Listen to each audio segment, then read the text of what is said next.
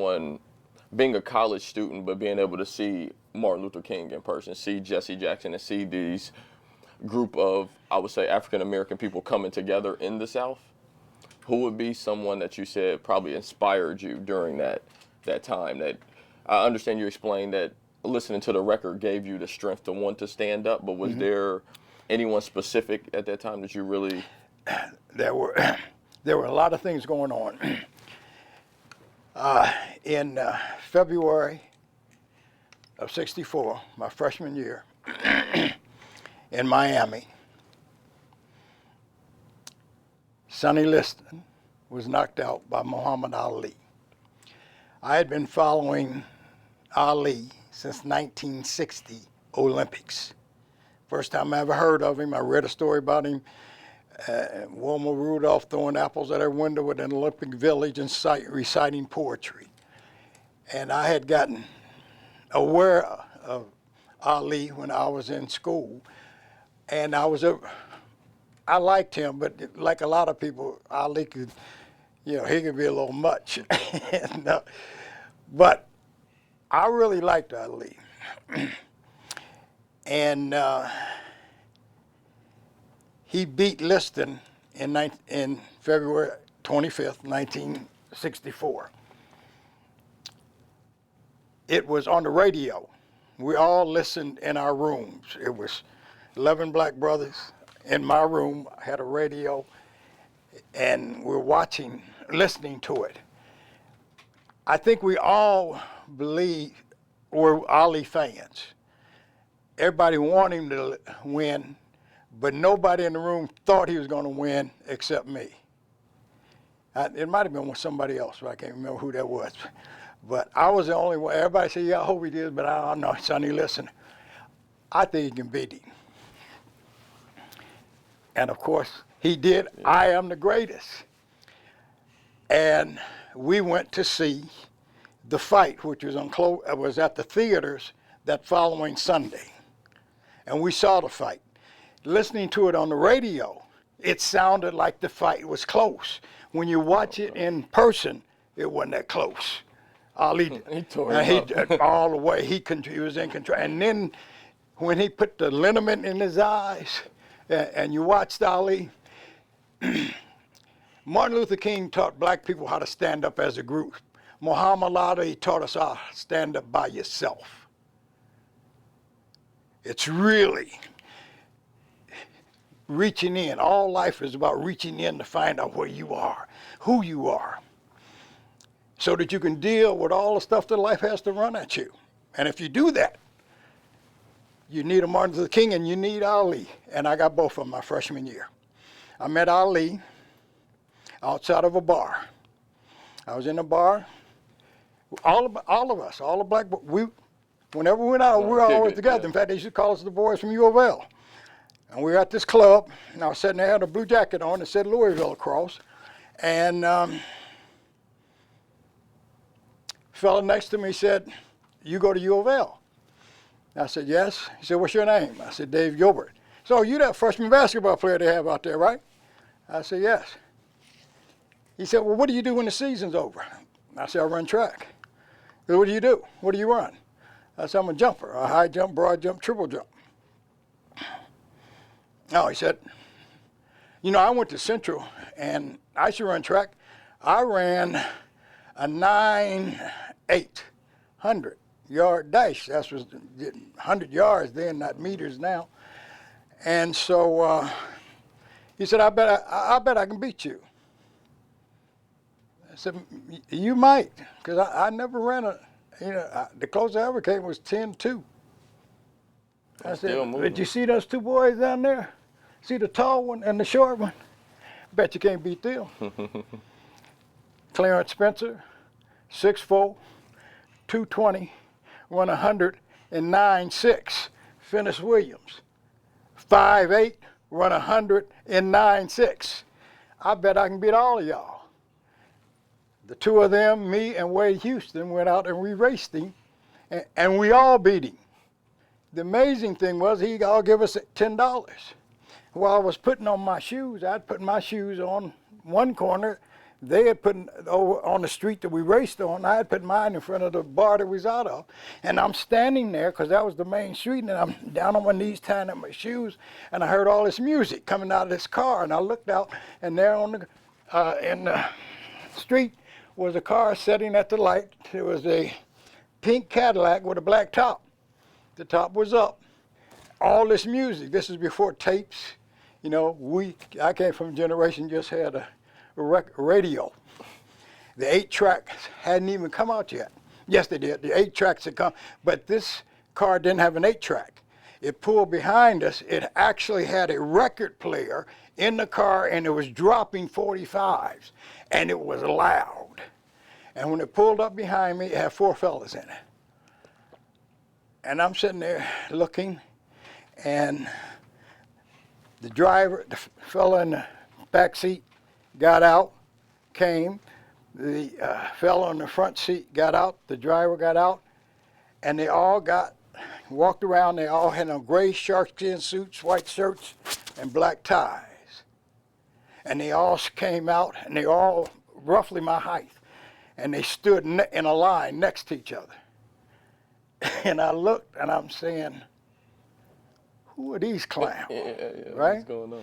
And all of a sudden, one of them reached back, opened up the door, and out stepped Muhammad Ali. Is he Cassius Clay at this time? He's Cassius Clay. Okay. He's Cassius Clay at this point. Nobody knew about Ali yet, but I found out that night. So, of course, hey man, here Cassius Clay, man, here. Yeah. So all the fellas from U of L, we come and we're standing around. And Ali steps out, he has a black cane. Looked like a small totem pole, and he got his hand, got a big gold top. And he's standing there and he's looking at the bar, but he's looking at the moon, and I'm sitting there waiting on him to turn into Wolfman, because all of these people asking him questions, but all he's doing is just standing there with the big eyes. And finally, a woman comes out. Now, people pouring out of the bar. They're coming all up the streets. People stopping their cars, jumping out. And finally, all the fellows asked, what does it feel like to be the champ? What does it feel like to beat Lister? Ollie said, nothing. And then he looked. When this the woman came and said, wow, you sure are pretty. He said, yeah, mama, you about as pretty as you. And he then started to do what Ali does. If I tell you a cow can lay an egg, don't ask how, just grease the skillet. If I tell you the cow can jump over a moon, don't ask how high, don't ask how, just ask how high. He went through all of those things. And suddenly he stopped and he said, listen, now it's a jam, corner's filled with people now, right? And he stopped and he said, you know, this is my hometown. I went to Central High School right down the street. I am the most famous person that ever came from Kentucky. I'm more famous than Davy Crockett. I'm more famous than the governor. I'm more famous. And he's going through all this stuff. And he says, and I haven't completely stopped traffic yet, and this is my hometown. It only takes me 2 minutes to do it in Harlem. And I said, this brother's nuts. And so he went through and talked about Sonny Liston and all that.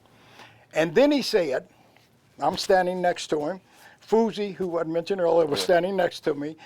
And Ollie started throwing punches in his face. At Fuzi? At Fuzi. Okay. You know, and Fuzi smiling, and he said, you look like the bear, to Fuzi. Mm-hmm. And then he looked at me and he said, that's a nice jacket you have on, my man. And had Louisville across, and he said, all you need on it is LIP, because they used to call him the Louisville Lip. Mm-hmm. And as I'm standing there, he looks and he says, you hate yourself, don't you, my brother? Me? Me? Yeah, you hate yourself, don't you? No, I don't. Yes, you do. No, I don't. Where's that coming from? Yes, yeah. You don't know me. Yeah, you hate yourself, bro. You hate yourself because you're black. What? Right. Yeah, you don't like it. You don't like being black. And this is So, outside in front this of is everybody. outside now. I'm getting it upset, but what I'm gonna do? Punch him in the face? Here, you gonna fight Muhammad Ali? I ain't gonna do that. And so we went back and forth, and he said, "Listen, they teach you in this country that everything black is bad, and everything white is good. No, they don't." He said, "When your mama cooks a black cake, what do you call it? Devil's food. When she cooks a white cake, what do you call it? Angel food. When it gets ready to cloud, getting ready to rain, what do? You look out and say, oh, looking awful black outside." And he said, when the stock market crashed, what did they call it? Black Tuesday.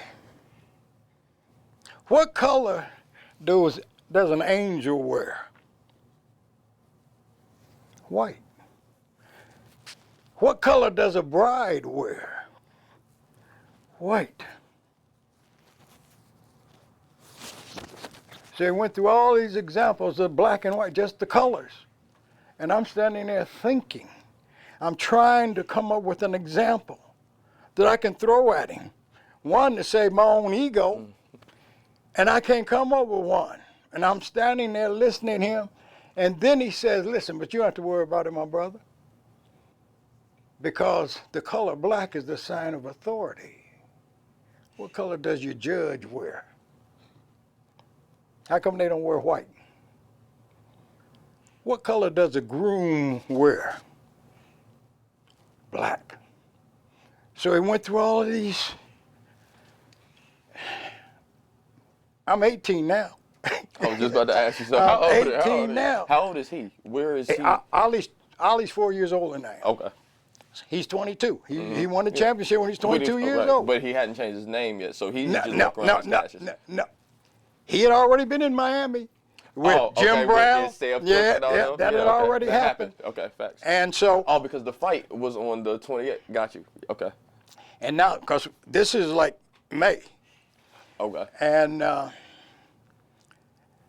he stayed, and then he said, the Honorable Elijah Muhammad teaches us.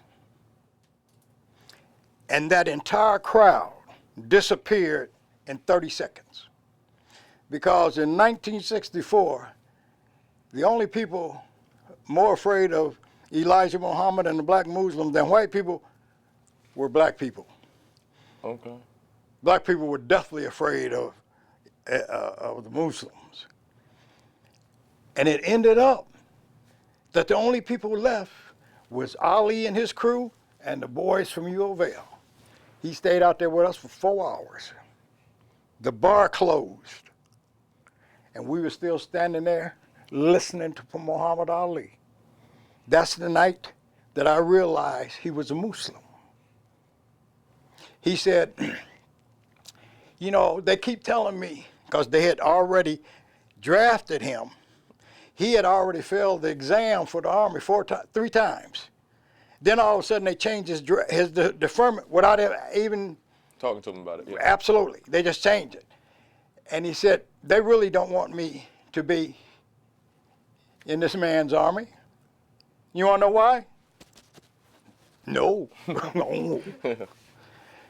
He said, because I'll change every black person they got in the army. They don't want me in his army. They just want to take my title. Now, Ali became the most interesting person I ever met in my life. That night I went back to the dorm. I stayed up all night trying to figure stuff that made him wrong. And I couldn't. I couldn't. I tried to come up with examples after example. I was up all night trying to figure that out. And then because I'd already bought his album, and I had memorized that in high school. And then Louisville being his hometown, Wes Unseld and I were together one day down in Louisville. The same crew. Now, I didn't realize know at the time who they were, but the first person that got out of the car was Amon Rockman, which then was Rudy Clay, who just passed a couple weeks ago. That was Ollie's brother, younger brother. The other one was Jimmy Ellis, and the other one was Bundini Brown. Rambo, young man Rambo. Yeah. And they all stood there. That's who Jamie Foxx was playing, right? Yes. Okay, yeah. They stood there, and none of them ever said a word, and they were there for 4 hours. We're downtown Louisville. We're walking down Broadway, 4th and Broadway. Car pulls up. 4 dudes get out. Then there's Ali, and they walk down the street. Said nothing. They just walked down the street. Everybody start following them. Wes and I standing there, and next thing you know, you see them disappear, right? Then you look over, and the next street, and they're coming. And they would walk down that street, That's a sea of and then people. they walk up the other street, and they walk back over there. And by the time they got 5,000 people following them. They get in the car and drive off. And you say, what are we having, a parade? Yeah. I mean, what is this? They just followed Ali. And then I started listening to Ali and King and then Jesse. And then I started experiencing stuff that I was going through at class. Now, you want to talk about basketball, you want to talk about the story. I can tell you about the civil rights movement during that period of time, because one other one, then we talk about basketball. I was in speech class, 1967, you mentioned it. Now, take it back. This was 64. This is my freshman year. This is my sophomore year, 65. I'm in a speech class, the only black in this class. 1 or 2 men in the class. 35 women in a speech class. We have to do 6 different speeches, and we had to do one on persuading. And I decided to do the speech of Martin Luther King in Washington, and which is what I did. I stood up. It's 54 years ago, on September the 22nd, 1862, a great and noble American by the name of Abraham Lincoln signed an executive order, which came to be known as a great beacon light of hope. Came to be known as the Emancipation Proclamation. And this momentous decree became a beacon light to hundreds of thousands of Negro slaves who had been seared in the withering flames of injustice. It came as a joyous daybreak to end their long night of captivity. And there was 3 white girls sitting together in the class, and they did this when I started. Only black in the class. But I kept going, because I got Ali, Martin Luther King, Jesse Jackson, Abernathy, and Reverend David R. Gilbert Sr. in here. And I just kept going. And when I got to the part that segregation is wrong, it is not only morally wrong, it is untenable. And then I got down to fleecy locks and black complexion, cannot forfeit nature's claim. Skin may differ, but affection dwells in black and white the same. Were I so tall as to reach the pole or to grasp at the ocean at a span, I must be measured by my soul. The mind is the standard of the man. And I looked down at those same, my speech was 8 minutes. I looked down at the same, when I walked up and they heard what I was going to say, and they had tears running down their face. I had been to that class every day, and not one white student had spoken to me. I was a basketball player on the University of Louisville's basketball team, and the girl sitting next to me, I sat on the end seat, and there was a blank chair here. She sat over here. She was a cheerleader. She was cheering for me and never spoke. I walked to the class by myself, to the class by myself, and away from that class.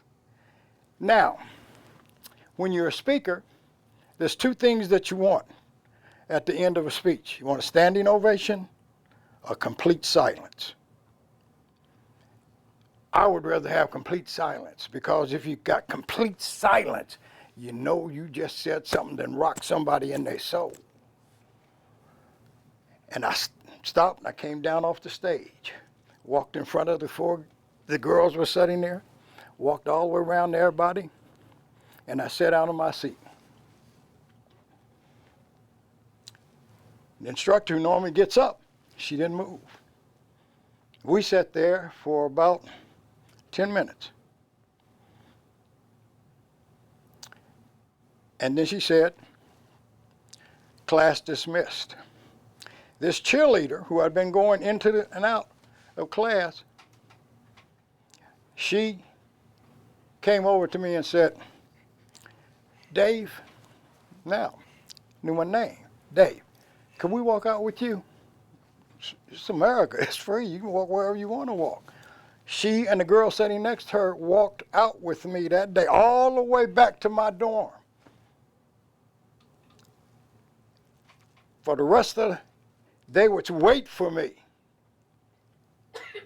to go to class, and they would walk me back to my dorm after class.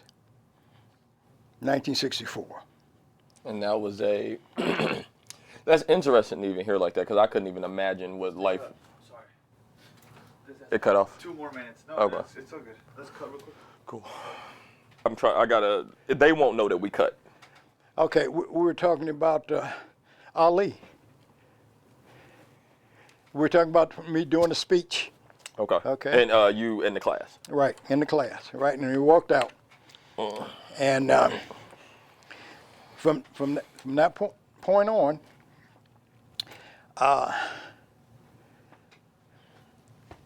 this young lady spoke to me. I have no clue what her name is, but they would wait for me to get to class before they would go in, and they would always wait for me to leave and walk out with me.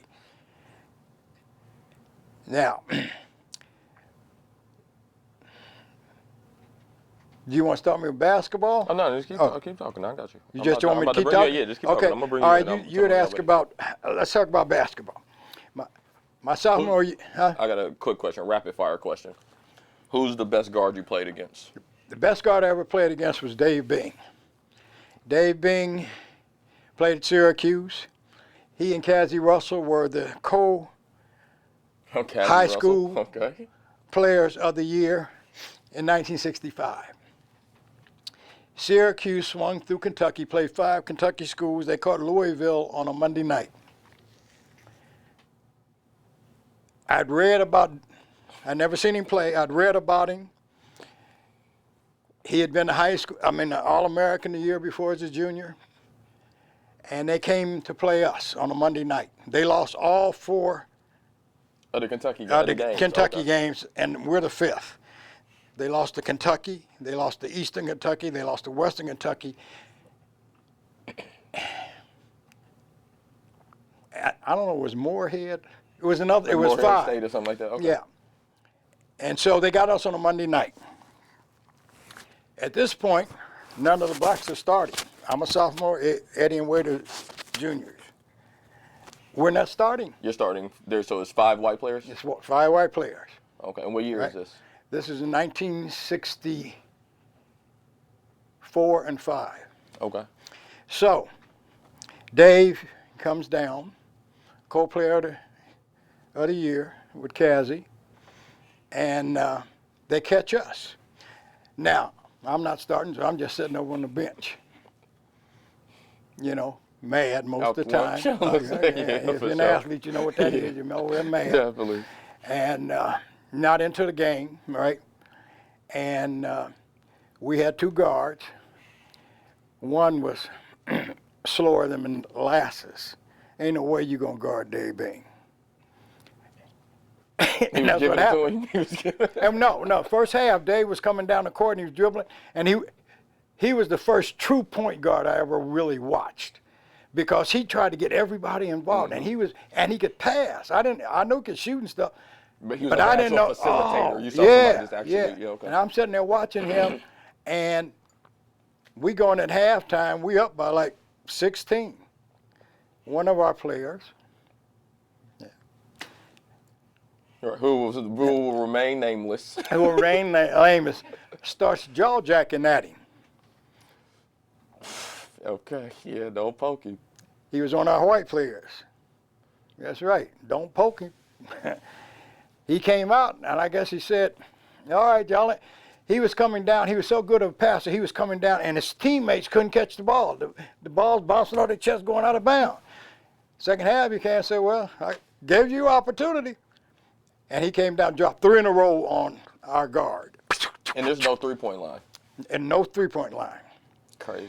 And then he said, Different era of Hickman, life. Gilbert, get over here. Get in there and get Bing. You and him the same height, and you can jump as well as he can. I went out there. Now, I was a high jumper, 6'7". So I could get up. So I said, Dave Bing, Cassie Russell, co-players of the year, all I got to do to get my picture on Sports Illustrated Hey now, is lock one of them up. I got to send his ball all the way to the bottom, Hey top now, roll to the of top Freedom row, Hall. right to row F. And Dave, and Dave, I jumped better coming off one leg, and with Dave planted and moved. Like a triple threat. And that's what I wanted, because I would come at him and I'd go off my left leg, and I was taking it. You was going Dave planted, took that step on me, and went to the corner, and went up. I said, oh, I'm going up. I'm taking this. I can see it. Sports Illustrated. right now. So, right. The jumping jack. That's right. That's what they used to call me in my freshman Hey, year, now. right? And when I was just like this, and when I went past Dave, all I saw was his number, 21. Yeah, Dave was the best. Then I played against Clyde Frazier. Okay. Walt. Yeah. He was tough. Where He's did the he one go to that college? he went to Southern Illinois. Okay. We beat them in the 4th game of the season. Salukis? The Salukis, right. And we went down there and we played. They played us first. We beat them in overtime.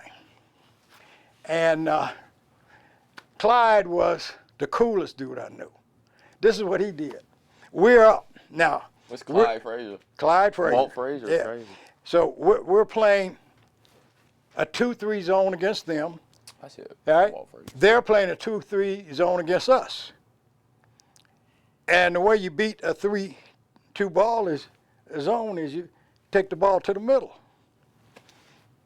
Well, we led them the entire game. I mean, in Louisville, we beat them. We go to Southern Illinois in Carbondale, and their campus is bigger than Louisville's campus. You know, we big time school, right? And we go there, number 2 team in the country. Woo! I love that. You're walking into your gladiator. Gladiator. Yeah, Thank you walk into the Coliseum. Yeah. Yeah, for sure. And we went out there, and he got 26 that night. I got 21. But he was a And tough guard. Yeah, and he was. Clyde had poise. You couldn't rattle Pop. You couldn't rattle Clyde. And see, the thing about me and Clyde was a lot alike, because we were both clean. You saying like his game was just smooth. His game was, but I'm talking about he dressed. Me and him were both dressers, right? You know, Clyde had the fur hats and all that kind of stuff. I was the best dressed dude on campus, always, right? And Clyde was like that. Flashing that phrase, Yeah, boom, boom yeah, around. yeah, all right, yeah. And so, and okay, JoJo White. My last game against JoJo White. From Kentucky? No, yeah, he was from Kansas. Kansas, that's right, And Kansas. then he went and played with the Celtics. Eldridge Webb, which nobody's ever heard of. Eldridge Webb was a young boy. He was next to Dave being in terms of being the hardest to guard. Eldridge Webb was 5'10", came out of boys' high school in New York. He played for Tulsa. We'd go out there, and I had a dude I played against from Dayton who played with Tulsa. So we go out there, and in the I can tell you about it. My last game I played, he always got 20-something on me. I could never figure out how to guard him. In my last game against him, he came out. And he was only 5'10", but he could back you down. And he had an Oscar Robertson move. He would take and he'd fade on you, right? And I always tried to guard that, Yeah, right? no answer for it. Right. Well, the thing is, you got to let him do it. I found out in the second half of the last game I played against him how to guard him. He got 20 on me that night anyway. But Everybody, he already had 18 by the time you figured out that it was that. He got 22 at halftime. So now we did jump balls, started second half, and I walk out and I'm down with my hands on my knees and he's standing there and I said, L, man, you're going to have to lighten up, bro. You got to chill. You got to chill. You yeah. making me look bad in front of all these women here, boy. What's wrong with you? Yeah. He said, Dave, it's all over. It's all over. That joint I smoked. Right. Hey, listen, you don't got to worry about the rest of this. So let me switch the question. Who do you think? It doesn't have to be a player. What team or player did you give the most buckets to? What do you mean? So you just gave me the players who gave you the toughest time out there. Who do you think which team did you score the most points? What player would you say, oh, you gave him 40 tonight? Like he couldn't, no matter when y'all played them, he couldn't handle you at all. Well,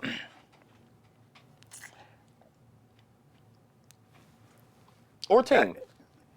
our team. Yeah, it could be team. It don't have to be a specific player. I you know can what I mean? But team-wise, you could say Memphis I scored 40 every time we saw Memphis. Cincinnati Bearcats. Any Ohio team. No, the Bearcats. See, they had a boy named. I ain't gonna give names. Yeah, nameless. Right. They had a guy. He came in. One of my teammates at Louisville, brother, played with Cincinnati. Now, my sophomore year, I'm not playing. We go down to Cincinnati. They have a 6'5" guard that was built like Penny Hardaway. Okay. Got a lot of mouth. Back then, I didn't have a lot, you know. I just played. Play your game, yeah. He doing it to our guard. They send me in.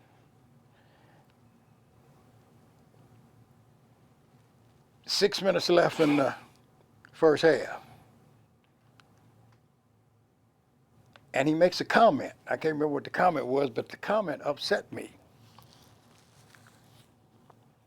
I dropped 16 on him in the second half. I'm about to say, y'all about to get 50 tonight. They beat us, though. Okay. They come to Louisville, players from Cincinnati, black player from Cincinnati, to Louisville during Derby time. Okay. They come down with all the day, liquor and all the everything, right? Okay, yeah. I ran track, so we had track meet on Derby Day every year. Okay.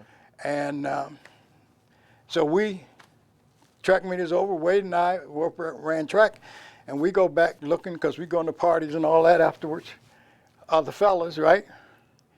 Well, they had gotten together with Roland and so forth. My sophomore year, I was rooming with Wes. Wes Unseld, NBA legend. This player came down and the brother of our teammate, and he walked into the room and he said to Wes, a freshman, "We're gonna whoop your ass. When y'all played. I'm gonna do this and I'm gonna do this." He talking to Wes, but it pissed me off. And I said, "You will never get more than 7 points against any Louisville team that I'm on. Never." Lock him up. Locked him up. Lock him up. Locked Smack the him up. floor, Rhodey. Yeah, in fact, he's the only dude I ever forearmed in the game because he tried to push up and I hit him so hard, caved his chest in. So you think that was the... Wait, I met him, he came in, he was with a company the Monarch had hired when I was there to come in to do some kind of program for all of their employees. When I walked in the room, he said, "This boy can play defense." yeah. And he, you said, so that was Cincinnati. That was Cincinnati. So that was a game or a team you think you just showed up for. No matter what, anytime you had Cincinnati on the schedule, they're going to get it tonight. Yeah. I like that. But see, then when we be... Sorry. Oh, Your I'm sorry. microphone. Oh, I keep Yeah, putting it's my... falling out, yeah. Oh, I keep hitting it, that's why. Yeah, no, you're good. I'll just put it on this side because you keep. Oh, you're hitting it with my hand. You're using your left hand. I'll Yeah. just put it on the other side. Okay, thank you. Oh, closer. I should have ran it through the other way. So, Hold on. No, it's good. You guys can Okay, go, just go ahead. okay, so some of the other... We won the Louisville was an independent school when I got there. There had never been any conference. They went into the Missouri Valley Conference my sophomore year. That was the first year. So we.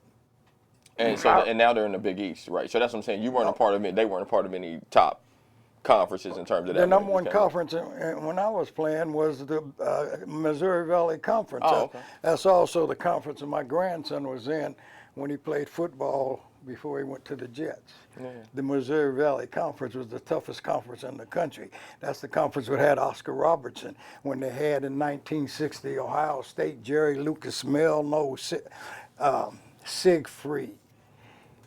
Yeah, They're supposed to be the legends. They're supposed to win. They won it as a sophomore, 4 sophomores and a senior named Joe Roberts, Jerry Lucas, Mel No, John Havlicek, Havlicek, yeah. Nice. And then he had Mel No. So I'm going to throw some names out, and I want you to either give me a one-word response or just like a quick response about this person.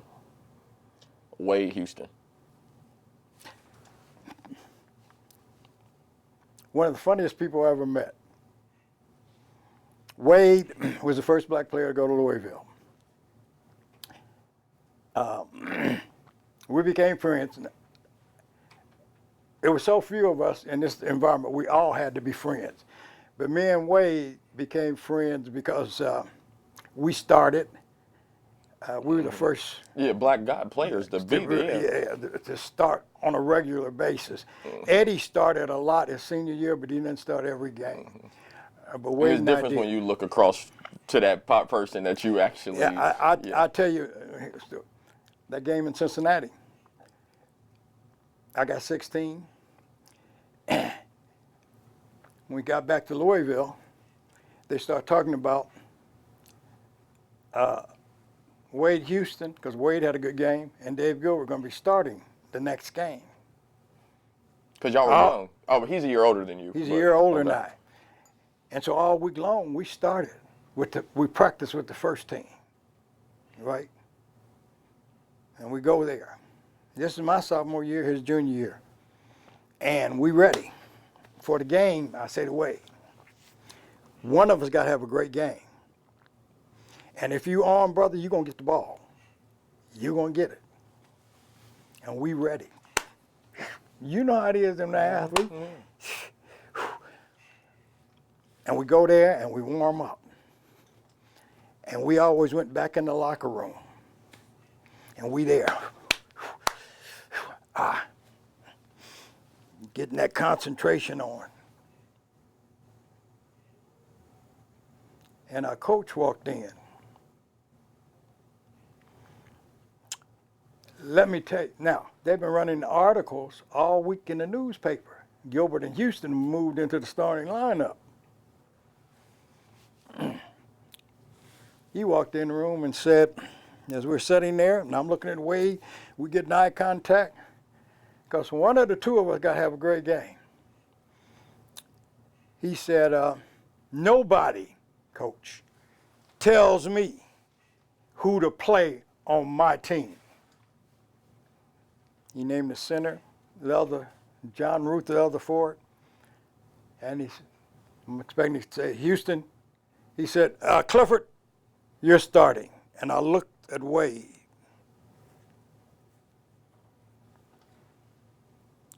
You've been hurt on the field. You know the feeling. I looked at his face. I can still see it. Life, Drew, because we had practiced all week. And I'm saying, well, whew, now it's it's just you. me. Yeah. It's just Yeah. me. Come on. Okay, Dave, okay. Yes, you got to let it go. You got to go. You got to get it. You got to go take it. And he said, Finnegan, Kramer, y'all starting at guard. Oh, he didn't name you either? What? Yeah, that's crazy. That's my sophomore season. We about 10 games into the season. My sophomore season ended that night. Because you shut down for real. No, I didn't. I quit. Oh, man. I quit. I ain't a part of this team. No, it was all over after that. Right. In fact, here's another thing that you want to. They talked about my boy taking the knee on the sideline during the national anthem. From that point on, I did the Ollie shuffle through every national anthem I was in. Everybody be standing over. You bopping. Yeah. Coach's wife, we're in an airplane, flying someplace. She wanted to know, how come I can't stand still? Hey. Okay, and so the point is, my season ended. Yeah, For that's the rest Wade, of though. that, my And sophomore year. do you think that happened and brought you and Wade closer? Life, just the fact that it was just 10 of us, 11 Right, of us. yeah, y'all could be, because y'all the only black people there. Yeah, because it was saying, well, we were just a close group because of the circumstances. Me, Wade, Clarence Spencer, we used to call him Red, Fousey, who was our leader, Eddie, Finnis Williams, but Finnis had already left by then. So I want to get into some of those people that you named, because we just did Wade. I actually want to combine the two, because I heard a story about a James Brown concert in Charlie Johnson, and you and the boys from Louisville. So could you tell me more about you and We went to a James James Brown concert. I didn't do that when I was growing up. My mama didn't do that. So when I got down to Louisville, I went to my first concert I went to was with Deanna Warwick. I was in that summer. Okay. And I go out to Freedom Hall and I see her. Well, then James Brown, Sam Cooke, everybody would come in there. So What's the drink of choice? Y'all drinking bourbon? No. No, that's a whole nother story. We go to the James Brown concert. Now they had a lot of concerts that come into Louisville, and James Brown always came in with his show. Everybody else, Sam would have his pretty much show, but everybody else they'd have like 6, 7. I saw Stevie Wonder when he was 13 years old. Oh yeah. That summer he did Fingertips. Yeah, and he was on a show with the Supremes, the Vandellas. That was another story. Anyway, what was the question? So I had just heard about James Brown, and there was a night where James Brown was specifically in Louisville. Right, and we went in, and the show was at Freedom Hall where we played, so we could always get in.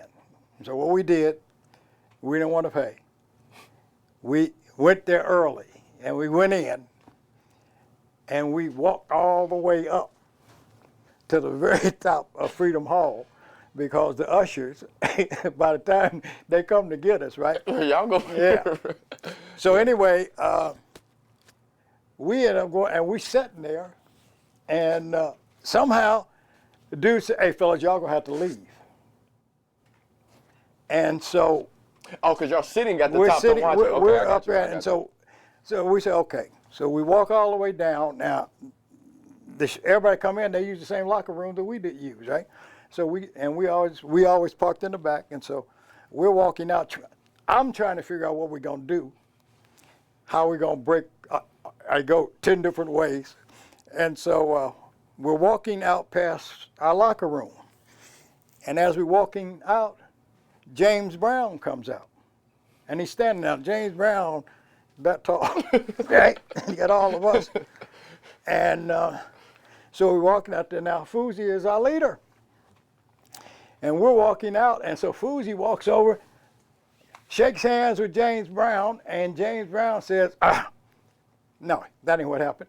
We're walking out, and James Brown says, "Hey, fellas, Brown's my name."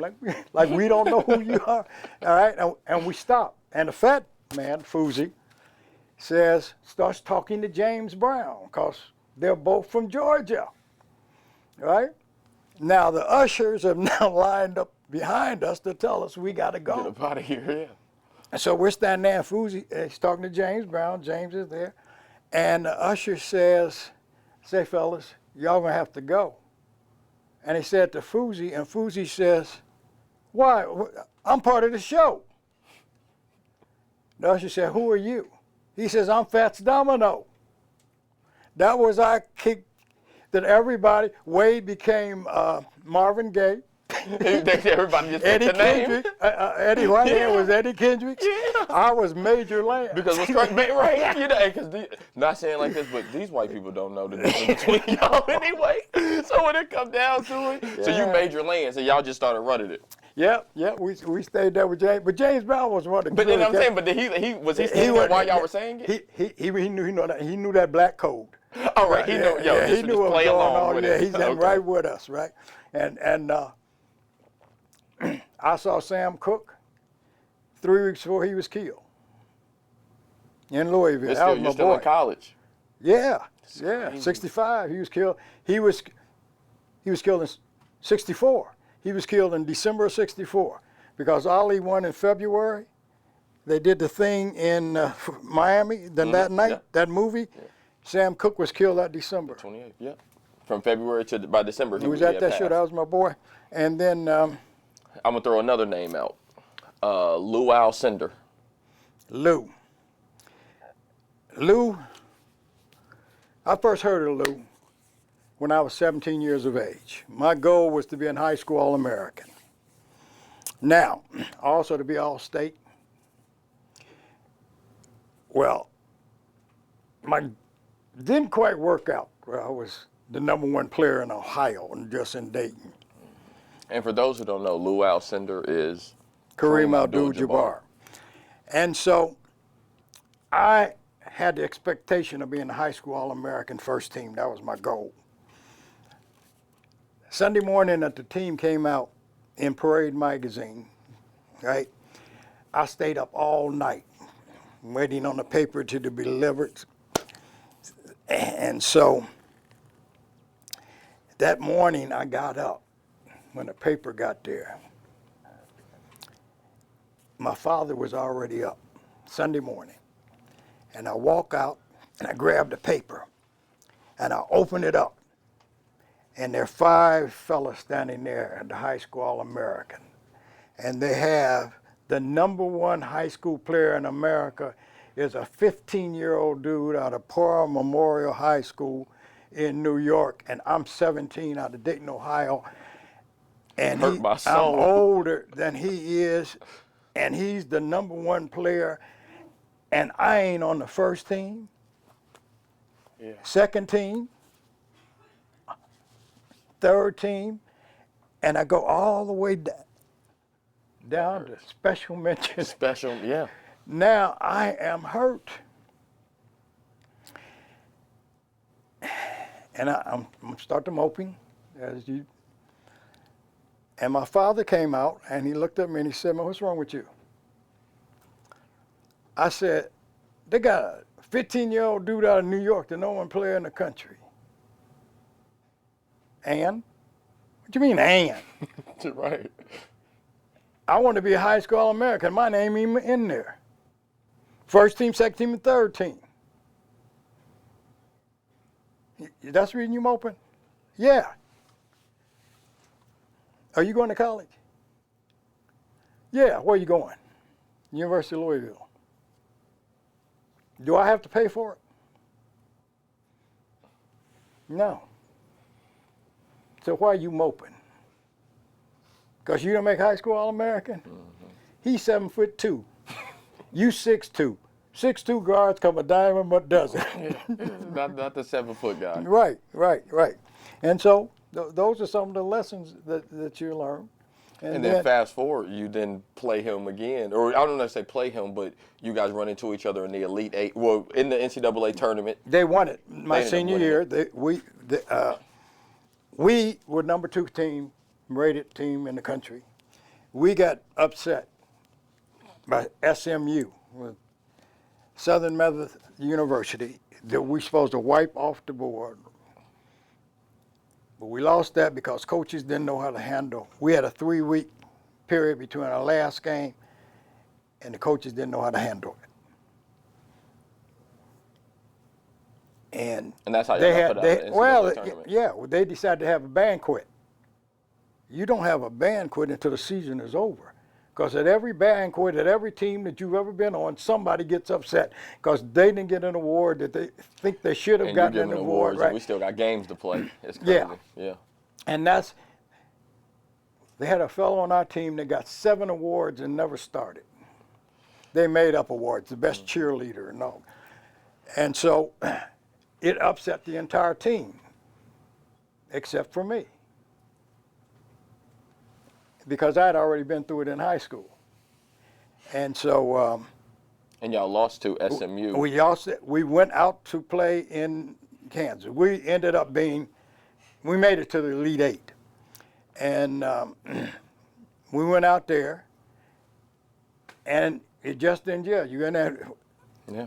Because normally we were a running team, and in fact, Louisville's team... You can trace all of Louisville's success, my opinion, all the way back to that team in '67 with Wes Unseld, Butch Beard, me, Freddie Holden, and Jerry King. That team is the team that made Louisville a national team rather than a regional team. Mm-hmm. And I think there's I mean to cut you off. There's a movie called Glory Road that is out. I know a lot of people may have seen that. That movie is actually shot in the time when you were in college. It was shot in 1966, my junior year. We played in the NIT the week before that. Texas Western played Kentucky. Kentucky had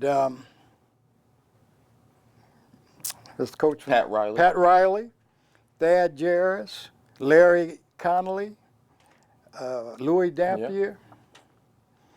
Yep. I had never really heard of Texas Western. The only thing I knew about Texas Western is that the Salukis had beaten them that year, the year before, with Clyde Frazier. That's all I knew. And so I found out the week before that Texas Western, which I had assumed was a white-dominated team, was all black players. Now, I knew some black students from Louisville who were going to UK, and they were all at home, and I was invited to a party in the Fluent area, you know, the basement, TV on the wall in the basement. And in the 60s. In the 60s, and the parents of both were teachers and all this kind of stuff, and we're all down there. I'm hurt. I got hurt in the NIT. I'm in a back brace. And I go to this party, and I'm at the party, and I'm not walking around, but the affluent kids from Louisville who was going to UK and so forth, they're there and they're talking about our team and we're going to win this, you know. There's never been an all-black team that's ever beat an all-white team, which is what they were saying, but that's what Adolph Rupp, the Kentucky coach, had said. And I'm standing there and I don't like Kentucky. Why? Because I go to Louisville. Facts. Right? That's the interstate rival. And so we're there, and Was the majority of the teams that you played 5 white players? Yes. Usually, like no matter what, it wasn't. Okay. yes. I mean, I know there's exceptions of a couple. That might be 1 on a team, 2 on a team. St. Louis, I remember St. Louis, they had 3 like we did. Okay. And But that was the first time. What was it? What was so significant about them starting the game? Like that was like what I because see they had as, never like, them had starting. they had never had an all 5 black starters play 5 white starters in the NCAA history. Yeah. Yeah. Y'all started 4. We started 4 that year. Oscar Robertson in Cincinnati had gone there, but Oscar was only 2 black players on his team, right? Okay. And then they won the national championship, right, with just those 2. So They didn't. When they won the championship, Oscar wasn't on the team. Okay. All right, but let's go back to this game. So anyway, we're there. I'm at this party and I'm watching there, and of course, all the black students are cheering for their school. And I'm in there, and I don't know them about Texas. These are Western. Kentucky students. Yes. Okay. I had heard, that Texas Western was a black school. I mean, had a black team, because I didn't know nothing about them either. And so I'm sitting there, and I say to myself, if they got 1 black player, I'm rooting for them, right? And so as I'm sitting there, drinking. Right. As a matter of fact, sip your champagne one time. No, y'all never get out of here. So I'm sitting there in this really nice basement with the TV on the wall and the girls and the dudes all sitting around, and I'm sitting over there with back brace on and hurting, and they introduce Texas Western. So starting at guard, 5'10" Willie Wormsley. Oh, he a brother. Got Okay, you already. all right. Got me. Starting at guard, 6 feet, Bobby Joe Hill. Starting at center, Dave D. Daddy DeLatin. Dave D. Daddy Latin. The 6'10", brother. 3. Starting at forward, Neville Shedd. Starting at No, the that's other forward, though. forward, Okay, so wait though. So Willie you're watching this on Wormsley. TV? Huh? You're watching this on TV? I'm watching on TV. So when you see the 3, which is normal, Right. you're like, okay, so they got 3. At what point do you say, hold on? See, I already knew that. You already knew that they were I going to already knew they start were them. going. Yeah, that was all part of the big build-up to the thing. Okay, before that. Because Okay, he Adolph had Rupp- already announced that they were going to play the 5. Adolph That's in Rupp the had movie. already said, Okay. black players are too undisciplined to beat a good white team. And their coach had already said, bet, dude, I'm starting my 5. They had been starting I thought all that they 5. didn't find, in the movie, they made it seem like they didn't find out until the game No. started. Okay. The 5 black players had all played all year long. They had already gone Oh, through they that. had, okay. Yeah. In the movie, they make it seem like they didn't all 5 touch the court until they played Kentucky that day. Okay. No. I didn't know that. The only one, Willie Cager, had gotten injured. Yes. And like he had a missed heart his- problem, and he couldn't play. and he came back. But anyway, so we're sitting there. Now, that game started. Kentucky got the ball, dribbled down the court, shot, missed. The Texas Western took it off the board, brought it down, and they threw it into the corner to Neville Shedd. Neville Shedd is guarded by Pat Riley. Neville Shedd took a step to the left. Neville Shedd is like 6'7" or something, and he went across the middle and he reached up and he jammed it. Uh-oh. They come back down the court. They shoot again and they miss. And Bobby Joe get the ball, and they come down the court and they throw it into Dave D. Daddy DeLatin. And D. Daddy turned on Thad Jarris, looked him in the face, went around him and jackknifed. 2 hands. 4-0. They come back down the court. The other guard. Willie Wormsley? No, from Kentucky. Played in the ABA. I just said his name. Pat Riley? No. No, it'll come to me. Anyway, he comes down the court, dribbling. Bobby Joe, he done swiped the ball before he knew he swiped. He laying it up. The spin. Yep, he laying it up. What he did, he came down the court and he took the ball behind his back, and Bobby Joe took it. Next play, they come down and he takes it the other way. Bobby Joe took it to win the court, 8-0. 8-0. Now, in the movie, the party. What's going on at this party? It's 8-0. everybody's sitting there. I'm just sitting there. You know, I'm sitting there, and the player, they upset. But at this point, it's early because they're saying, we're Kentucky. You know, we're going to come back. We're the number one team in the country. We're going to come back.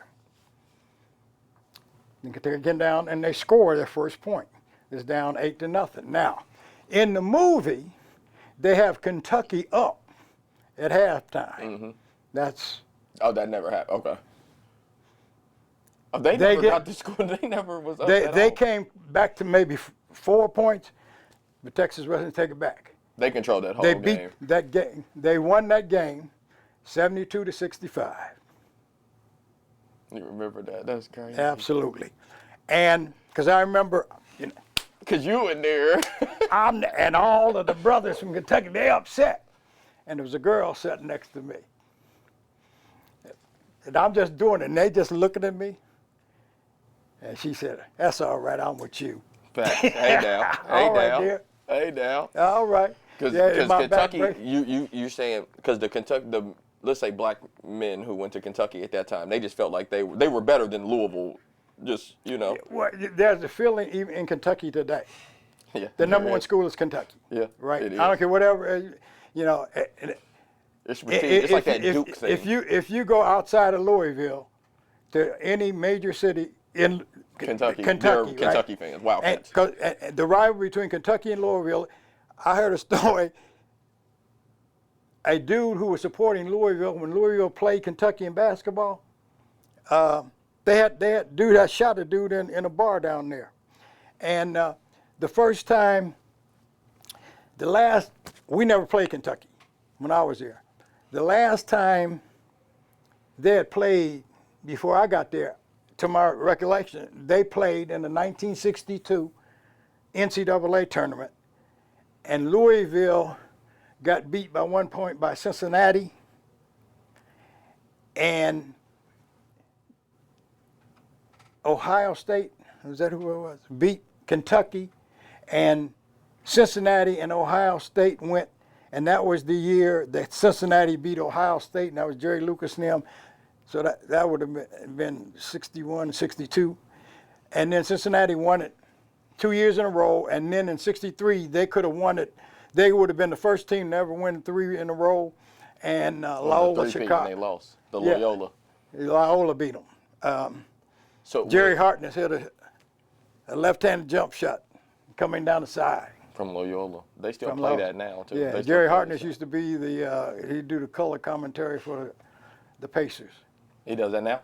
Not no more. Oh, but he used to. I mean, he's like I am. He older than I am. I mean, If you had to sum up your Louisville experience, this may be tough, into just one word, what would it be, and why? you can't sum it up in one word. I would say, yes, I can. Necessary. You say, well, why you say necessary? Because Louisville, my experience at Louisville was necessary for me to become who I am. It's an lived experience that you have to go through to become who you are. See, I believe that the entire search for life is the search for self. Our whole purpose is to find out who we are.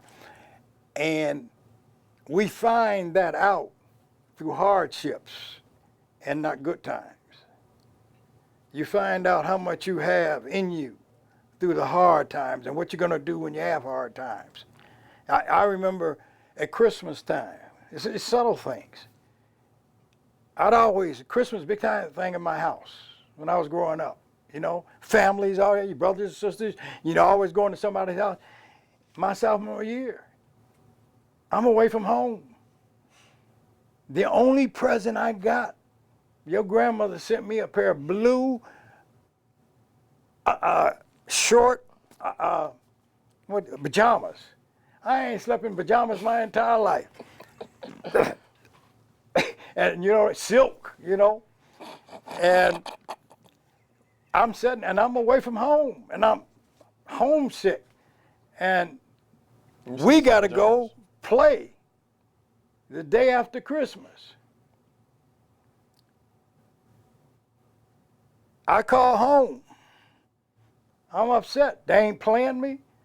The highest scoring freshman in their history. I ain't playing.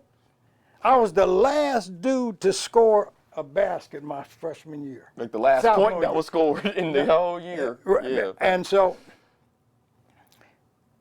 Christmas Eve, all the students are going home. And don't let you call home and Sheila not answer. No, yeah, that's a whole nother story. Feel me? Somebody gonna get hurt. Yeah. And so anyway, I call home because I ain't playing. And my mother answers the phone. Said, Dave, she said, David Jr., how you doing?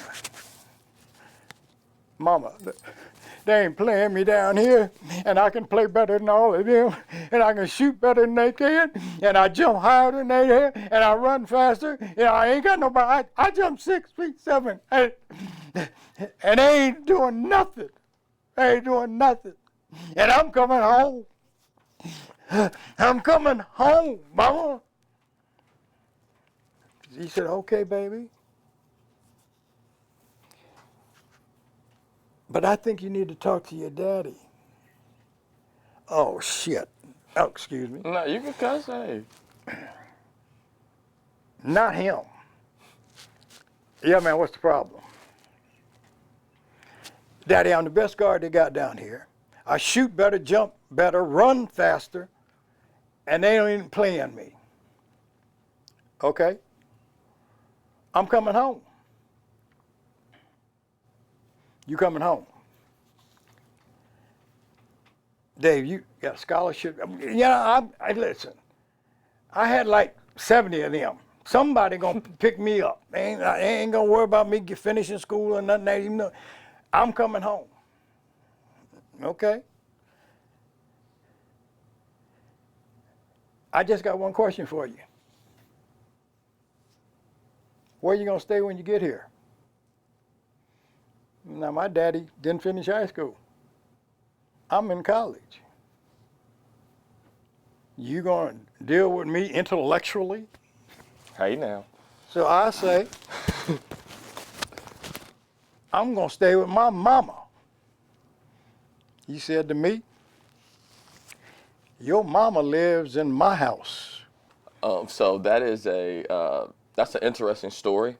I think that it reflects on a lot of the things based off what you said. When you say necessary, when you said that your experience, you felt like it was necessary, I can relate that to myself. I think being an athlete and being your grandson, I think that your favorite grandson, I think that you may have had to go through a lot of that stuff because of the things that we went through. And I look at, I hear these stories, I hear the things that you say, that you express, the good and the bad, and I can sit and reflect and say, oh, I went through that. Absolutely. Like, oh, that happened. Absolutely. And then I can also pinpoint a time where if you didn't go through it, where, like, you know, what would be the direction that we would even have to even go, or whether you handled it the right way at that time then and told us to handle it better, or you didn't handle it the right way, you know? So I think a lot of that plays a part, and I think you probably, not probably, but you definitely went through that for that reason. Well, here's which I didn't plan to say. One of the things I learned from going to the University of Louisville is I would never send my kids to a white school, an undergraduate. I decided that because of the experiences I had with teachers at Louisville. Pause. Okay. Yes. You Oh. want to put it on this shirt, on this undershirt instead of the jacket? No, that's fine. It's better. Okay.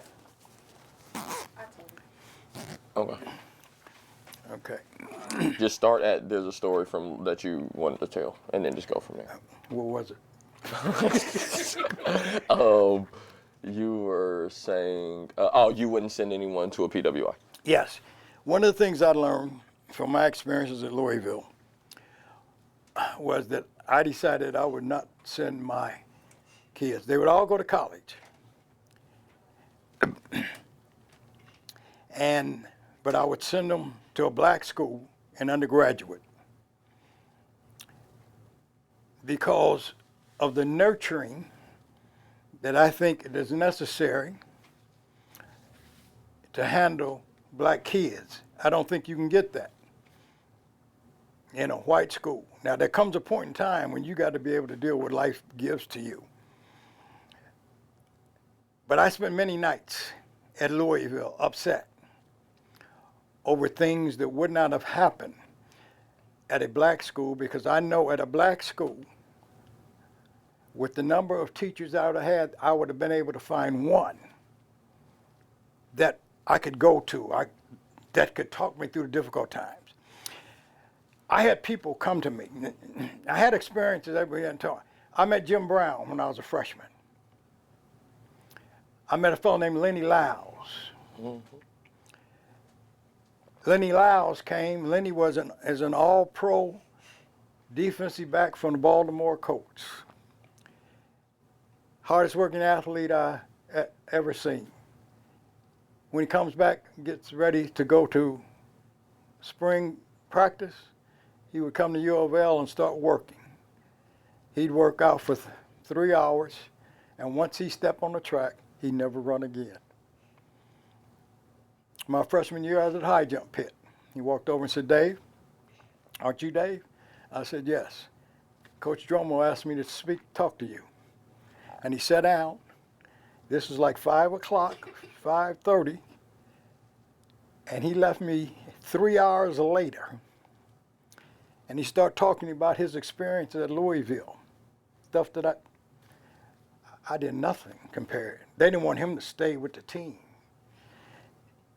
He had gotten his girlfriend pregnant and started talking about how difficult. That's the first question. "You got a girlfriend?" "Yep, don't get her pregnant." And I had a long talk with him.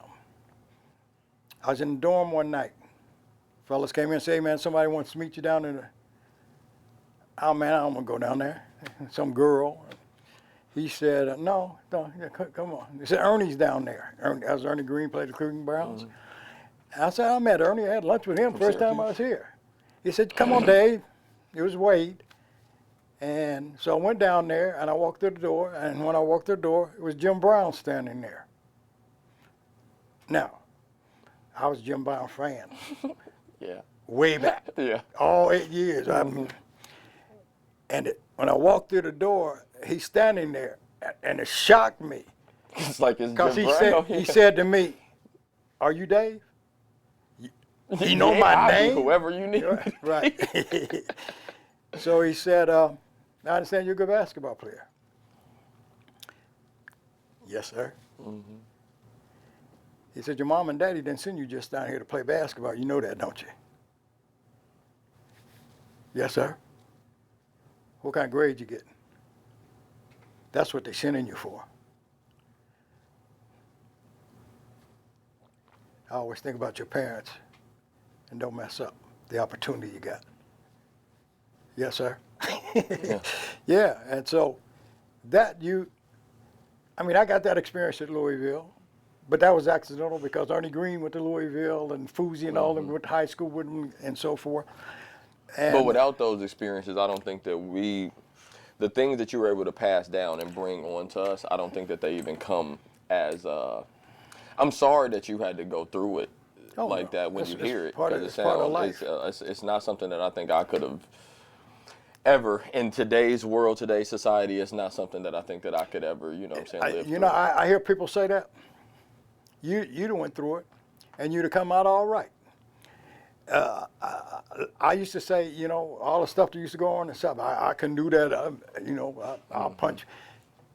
Life is such that you will adjust to those things because you will learn the lessons, because there is a wisdom that you were born with that you have to pull out of yourself. See, education in America is always trying to put something into you. Education should be pulling out of you. You were born with all the knowledge and so forth. You ever seen a gorilla in a grocery store looking for Kellogg's cornflakes? Why? Don't they eat? Yeah. A gorilla never goes to school, but he knows how to find a meal. Facts. Right? Education is about pulling out of you what's already in you and getting you inspired to go out and reach for that. We're always trying to put stuff into you in education. I think for black school students, from 17 to 21, you best find that opportunity at black schools. That's the reason your mama, your aunt, your uncle didn't go to a Louisville.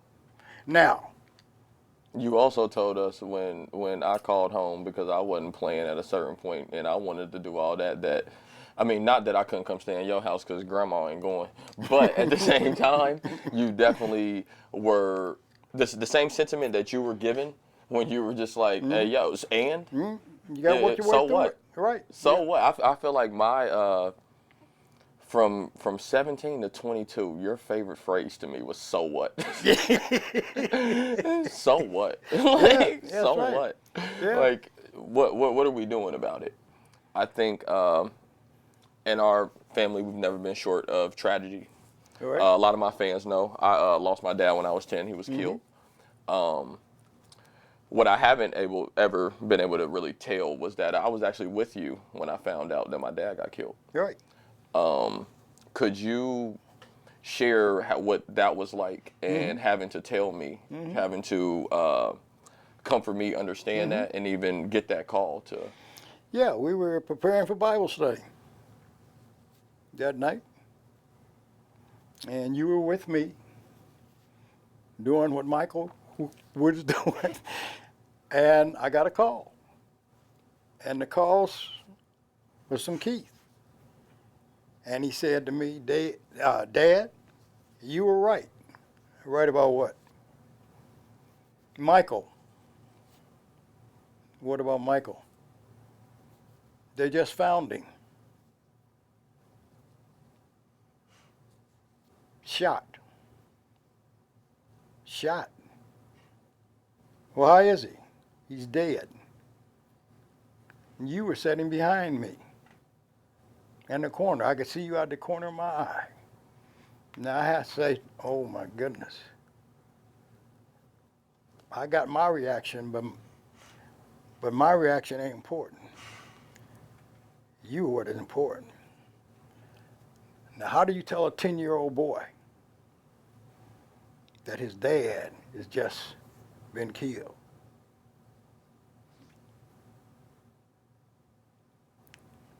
But my daddy lost his daddy when he was 10. And my mama lost her mama when she was 7. You lost your daddy when you were 10 so you could help James and Jason when they lost their daddy when he was 7 and the other was 9. That is part of life. And you were prepared. That feeling that you had when I told you, I can remember what you said. You got tears in your eyes like you got now. And you said just this. He's dead? He's dead? And we came home and you asked me that question again, riding down 75. He's dead? And then you ran into it, people. You remember how the people responded and all the stuff that you ran into? Because at 9 years old, life was making you a man. You couldn't be doing the stuff that you're doing now if you hadn't had that experience. Because you had to pull yourself up out of. I'm just there to say, okay, I ain't going to let you fall too deep into the hole. But you got to pull yourself up. And then when James and Jason had that experience with losing their father to cancer, you were the one that helped them out. You don't even know that your presence. I remember you went and got James in church one Sunday because he had a breakdown in church. You were the one that went and got him, not his mama, not me, not his grandma. You did. You couldn't have done that without the experience you're going through. So we have that. You know, What do you think made, in that moment, what told you this is the way that I have to handle this versus? you see,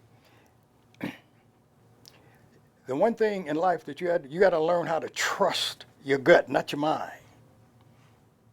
You see, when you're making a decision, I tell you, yeah, you think it over, you looked at all of the reasons, but then you turn that decision over to your gut. And if it don't feel right, I don't care what your mind says, don't do it. When you put it into a situation that you don't know how to handle, I just turn it over to my gut. I didn't know how to handle that. All my kids here now. Yeah. Yeah. I was almost 50 when I lost my grandma. I don't know nothing about it. I'd heard my daddy talk about him losing his daddy. And I guess that's what I'm saying. Right. Like, if you didn't personally have that, to be able to say, where did you just grab that from? It's called empathy. You develop. The first thing that happened when I heard it was your dad, I said, if this was me and I was 10, how would I be? How would I take this? And because I remember I went over and I put my arm around you. And I remember when we went over the mud, and I went out and you went out and walking. I went out and looked for you. Now, not to say anything, but just to let you know that I'm a wall that you could lean on. I did that with all of y'all. I'm a wall. I'm a wall that you can lean on. I don't always know the right thing to do, because I know on the same token, I done pissed you off a lot.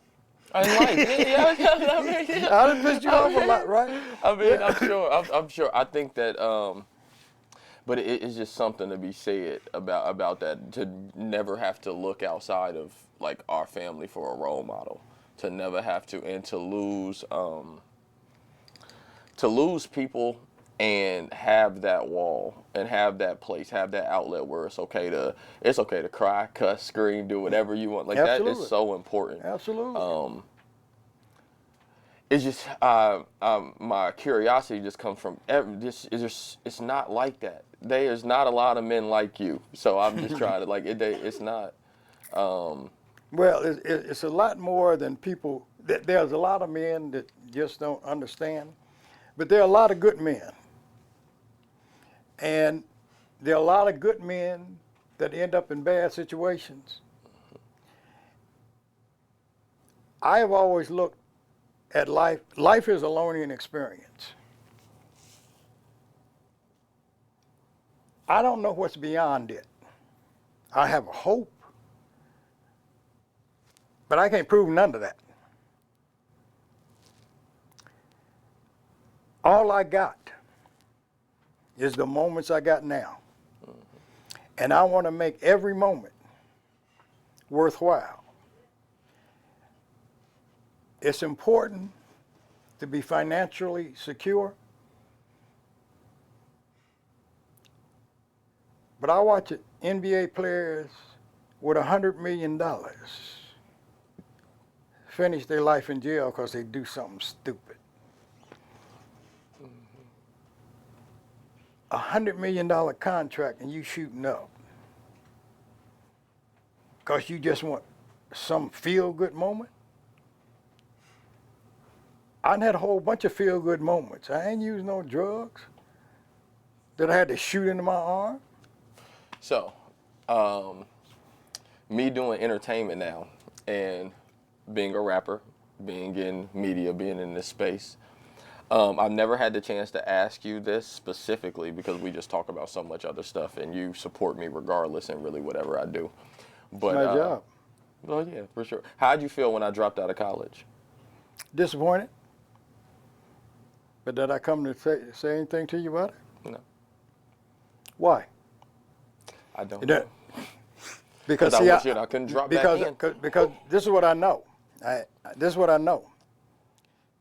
You will be a college graduate. You know how I know? Because you want to satisfy me.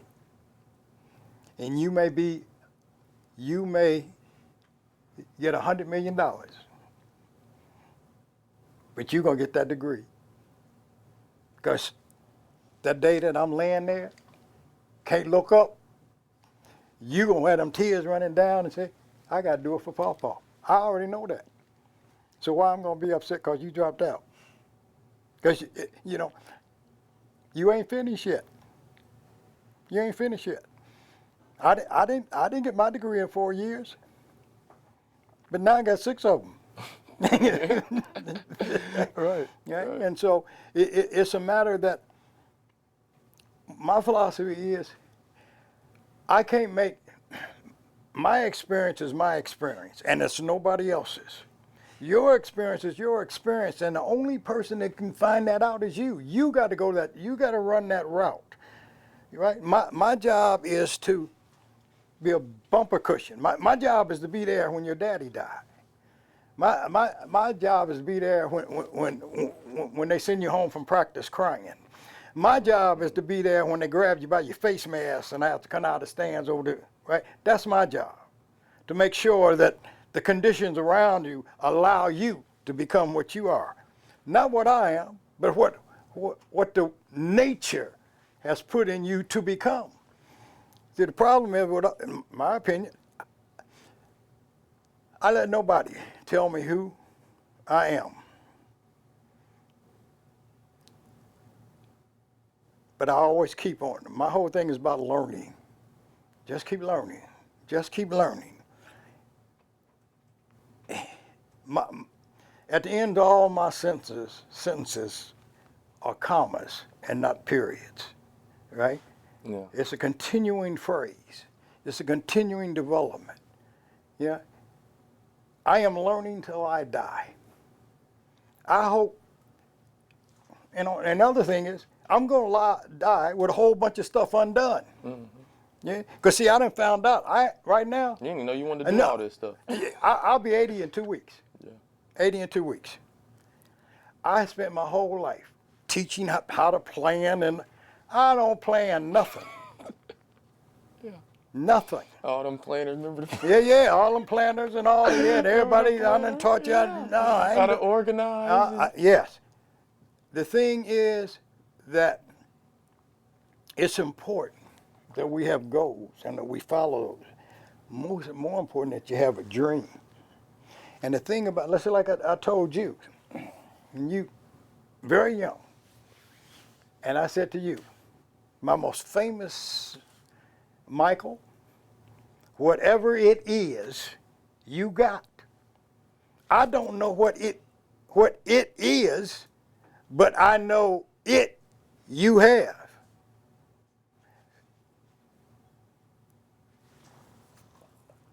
I got all this MBAs and all that kind of stuff. The stuff you do, and I had no clue.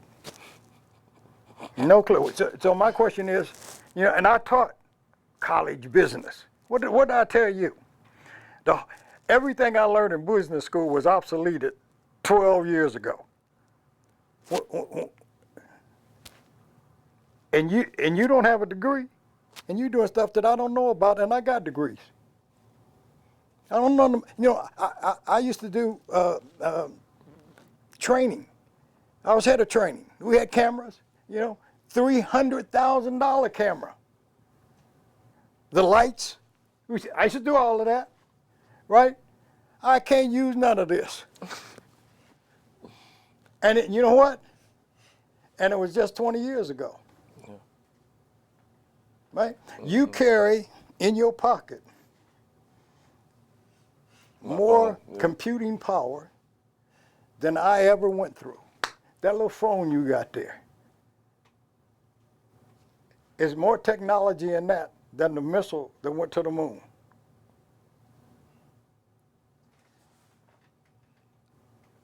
There'll come a day. I'm glad that everybody thinks I'm still important, right? Nah. Yeah, but the fact is that we can all become obsolete. And so if you, So we've talked about family. We talked about sports. We've talked about you. This whole Champagne with Champagne is a platform that we created to be able to give the important people in our lives and the people who we see as important and just legends, honestly, in our life, a platform to be able to tell their story and to be able to express themselves. So I would say if right now, if there's anything that you just want to say, well, I appreciate you for coming on. I want to say for myself, you are the greatest man I've ever known. well, I appreciate that. You talked about Martin Luther King and all these other people like you and Muhammad Ali, all these people, you embody that in one person for me. You have, I would say for all of us, I think just in terms of our family, but you are literally the greatest man I know. Like I don't know anybody better than you. I'm your legacy. Yes, you are. I'm Yeah. your legacy, so I want you to know that it's held down outside. When they see me, they know what's up. Right. Well, They do. It's see, I look around. I grew up. I just want to shoot basketball. I want to be an athlete. One time I was a baseball player. One time I was a football player. And then I became a basketball player. I was 14 years old when I lost my knee. Doctor told my mother and daddy the day that I was operating on in a 6-hour operation, he will never play another sport again.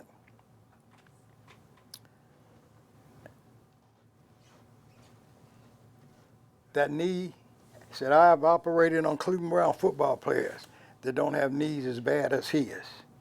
He'll never be an athlete. My father, who had an 8th grade education, said to the doctor, don't you tell him, let me tell him. I was telling you about Al Cinder, how disappointed I was that I wasn't a high school All-American. That's the day he told me. Sunday morning, my mother's cooking. Honey, come here. This boy running around pouting. Tell him what Dr. Heller told us. Dr. Heller said, you never play baseball, basketball, football, run track. So one day you might be able to play golf. You'll always walk with a limp. And I said to him, why didn't you tell me that? He said, because if I told you that, you'd have believed it. Yeah. I didn't tell you. And you went on. Where are you going? University of Louisville? Mm-hmm. Which is why you didn't tell me that you were disappointed that I dropped out because I went back to school. I'm not disappointed because you ain't this is just a long semester. It's my man, facts. I just took a little bit of time off. That's all it. right. That's all right. Yeah. Right? I just saw a situation where a dude, Pearl Bailey got her PhD. She was like 93 or something. Yeah, yeah. Yeah. I mean, what I was saying, it's nice to have degrees. It's nice to have money.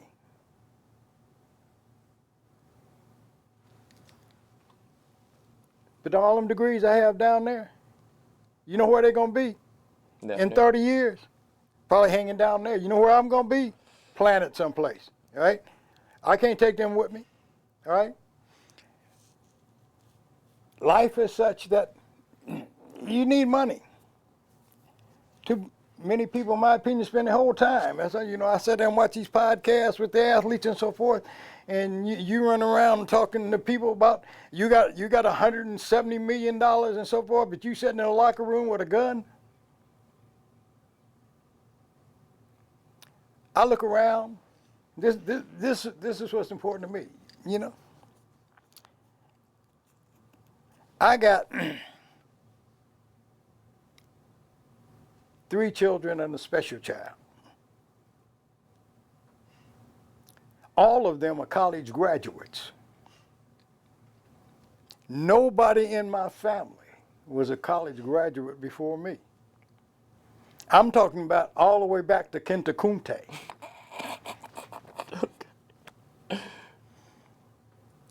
I got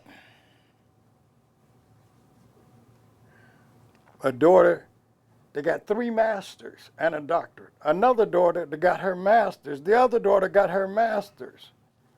Now we go down to grandkids. I got 16 of them. All but one of them has had a college experience. Most of them have finished their undergraduate degree. And the ones that doesn't, you let them live. Next thing you know, so-and-so is going back to school. Same thing gonna be saying about you. I don't have to say nothing Or about I'm you. winning a Grammy. It's okay. Huh? Or I'm I'm not, winning a Grammy. even if you can have 12 Grammys standing up here, I guarantee you. I won't be here, I won't be at your graduation, but I guarantee you, what you're gonna do when they plant me that day, you're gonna say, the one thing I can do to make Papa happy is hang a degree. Let me kind of like rephrase what I was saying. Oh, wow.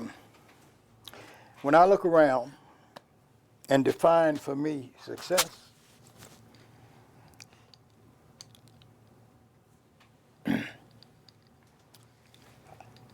I've done a lot of sermons, taught a lot of classes.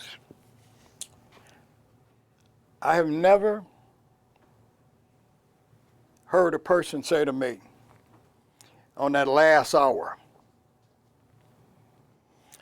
Dave, why don't you go check with my bank and see how much money I got? I ain't got but an hour left. Would you check that? Would you go down to the land office and find out how much money I have in properties, right? Would you go out there to the garage and see how many cars I got? You know what I always hear them say? Where are my babies? Yeah. Where are my babies? In the final analysis, it ain't what you got. Yeah. I go through a lot of stuff. I don't know anybody that I went to school with. Got the kind of people who love me. They got more money than I do. They got newer cars than I do. They ain't as funny as I am. Facts. Yeah. But you rich in spirit. You rich in a whole different way. That's not monetarily. I'm rich in life rich. Yeah. Right? Because see, when they plant me out there on the curve with all my kids and grandkids will be there. And all of y'all be sitting around saying, I wish Papa was here, but he ain't. And I know heaven, or wherever he is, something going on. Yeah, He's for telling sure. somebody a story. About something. Yeah, and all of y'all, because this is all I want. I want all of y'all to come over here and say, Papa was something. Man. You know what? You know what he said to me? He said to me, Mike, whatever it is, you got.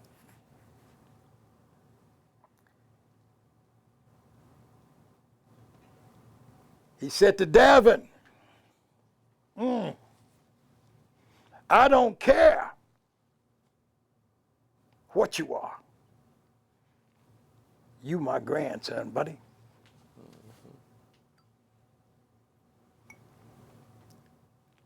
Say to Sierra,